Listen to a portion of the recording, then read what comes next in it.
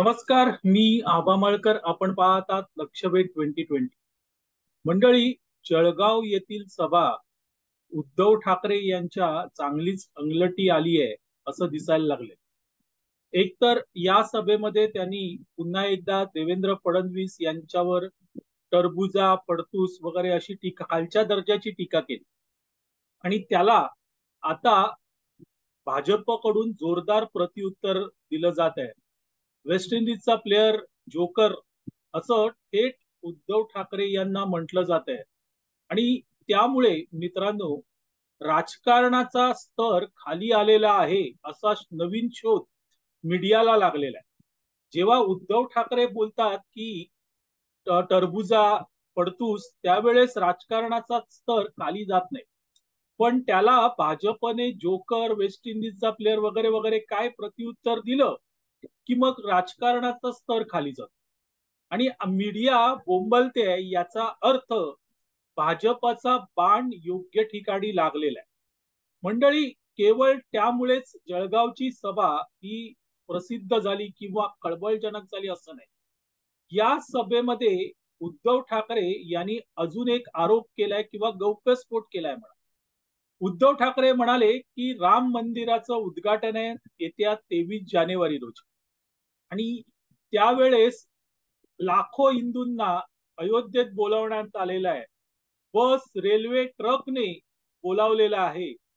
परतताना एखादा गोत्रा घडवण्यात येऊ शकतो, हल्ला होऊ शकतो असं उद्धव ठाकरे म्हणाले.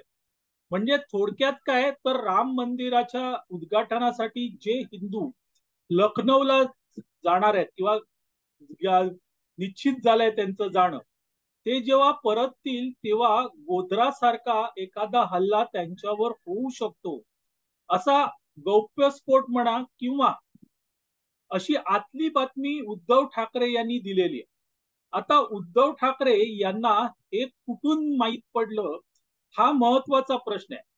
कारण केवळ उद्धव ठाकरे नाही, त्या अगोदर काही काही दिवस संजय राऊत यांनी देखील हेच म्हटलेलं होतं की जे हिंदू अयोध्येत जातील ते परतताना त्यांच्यावर गोध्रासारखा हल्ला होऊ शकतो. मंडळी, हे दोन्ही गौप्यस्फोट म्हणजे संजय राऊत आणि उद्धव ठाकरे यांनी केलेले हे गौप्यस्फोट अतिशय भयंकर आहे. कारण अशा प्रकारे हल्ला होईल हे जर उद्धव ठाकरे सांगतायत तर उद्धव ठाकरे यांची त्याबाबत चौकशी होणं आवश्यक आहे. उद्धव ठाकरे यांना ही माहिती कुठून मिळाली याची चौकशी व्हायला पाहिजे. न मग करो कावळा बसायला आणि फांदी तुटायला एकच होईल. त्यावेळेस मग काय करायचं, ही माहिती उद्धव ठाकरे यांना अगोदरच आहे. ती माहिती त्यांना कोणी दिली आणि असा कट कोण करतय हे उद्धव ठाकरे यांच्याकडून जाणून घ्यायला पाहिजे. त्यासाठी थेट सीबीआय पर्यंत जाण्याची गरज आहे मित्रांनो. कारण गोध्रामध्ये एकाच वेळेस अनेक हिंदूंची जाळून हत्या करण्यात आली आणि हे प्रकरण नवीन नाहीये. आपल्या सगळ्यांना ते माहिती आहे. गोध्रामध्ये काही समाजकंटक मुस्लिमांनी कार सेवेला गेलेल्या हिंदूंची जाळून हत्या केली आणि त्यानंतर गुजरातमध्ये दंगली पेटल्या. हा इतिहास आहे आणि तोच इतिहास उद्धव ठाकरे उदाहरण म्हणून देत आहेत. त्यामुळे निश्चितच काहीतरी कुठेतरी शिजलं आहे का अशी शंका घ्यायला वाव आहे. ज्या वेळेस संजय राऊत यांनी काही दिवसांपूर्वी हाच आरोप किंवा गौप्यस्फोट केला होता, त्याच वेळेस अनेक जणांच्या मनात शंकेची पाल चुकचुकली होती की ही माहिती संजय राऊत यांना कुठून मिळाली. आणि जर संजय राऊत यांना ही माहिती मिळाली असेल तर संजय राऊत हे जाहीरपणे का बोलतायत, ती माहिती ते पोलिसांना का देत नाहीयेत पुराव्यासकट, जेणेकरून असे हल्ले रोखले जातील. पण संजय राऊत बोलले आणि त्यानंतर जळगावच्या सभेमध्ये उद्धव ठाकरे बोलले. याचा अर्थ ही बातमी कुठेतरी कन्फर्म आहे. आणि अशा प्रकारे जर हल्ला होणार असेल तर मुंबई पोलिसांनी, अगदी सीबीआयने देखील उद्धव ठाकरे यांची त्याबाबत चौकशी करणं आवश्यक आहे. उद्या जर खरोखर असा हल्ला झाला तर त्याचा दोष हा कोणावर जाणार मित्रांनो?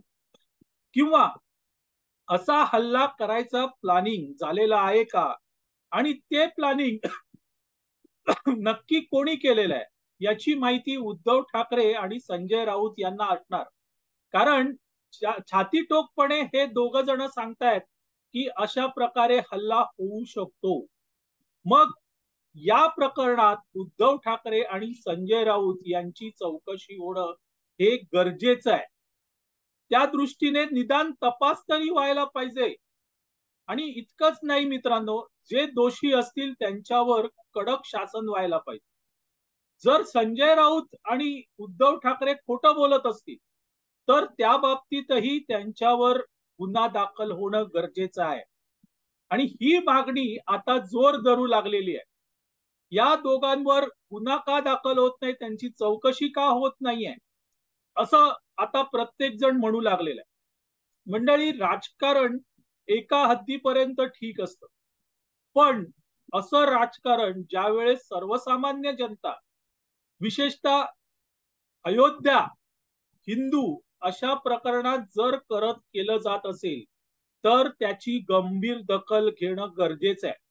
आणि तिथपर्यंत आता उबाठा उतरलेले आहेत. आम्ही बाबरी मशीद तोडली म्हणायचं आणि आता त्याच बाबरी मशिदीच्या जागी एक भव्य दिव्य राम मंदिर उभं राहत असताना त्या राम मंदिराला असा नाही तर तसा अपशकुन करायचा, हे यांचं हिंदुत्व आहे मित्र. या हिंदुत्वासाठी हे झटतायत. अर्थात ते आता सोनिया गांधी यांच्या कळपात गेलेले आहेत. त्यामुळे हिंदूंच्या विरोधात हिंदुत्व विरोधी जे जे काही करता येईल, बोलता येईल ते करतायत. कारण आता त्यांचं ध्येय हिंदूंना खुश करणं नाहीये. आता त्यांचं ध्येय सोनिया गांधींना खुश करणं आहे, शरद पवारांना खुश करणं आहे. आणि त्यासाठी ही मंडळी काहीही करू शकतील का? शक्यता नाकारता येत नाही मित्रांनो. आणि त्या अर्थे या सगळ्या प्रकरणाचा तपास हा अतिशय काटेकोरपणे व्हायला पाहिजे, झाला पाहिजे. मंडळी, जळगावच्या सभेमध्ये उद्धव ठाकरे यांनी फडणवीस यांच्यावर टीका केली. त्यानंतर हा गोद्राचा आरोप केला. असे ही टीकेची प्रत्युत्तर सुरू झालंय ते उद्धव ठाकरे यांना बहुतच आहे. पण गोद्राबाबत जे भाष्य त्या उद्धव ठाकरे यांनी केलेलं आहे त्याची ही चौकशी व्हायला पाहिजे. आणि जर काही काळं वेळ त्यात आढळलं तर गुन्हा दाखल करून अटकही व्हायला पाहिजे. तुमचं मत काय आहे नक्की सांगा. तुर्तास इथे थांबतो. आपल्याला हा व्हिडिओ आवडला तर लाईक करा, शेअर करा आणि लक्षवेध 2020 ला जास्तीत जास्त सबस्क्राईब करा. मित्रांनो, तुम्ही अगोदरच सबस्क्राईब केलं असेल तर बेल आयकॉन दाबा, म्हणजे तुम्हाला माझ्या सगळ्या व्हिडिओचं नोटिफिकेशन येईल. आणि जे नवीन सबस्क्राईब करतायत त्यांनीही बेल आयकॉन नक्की दाबा. धन्यवाद.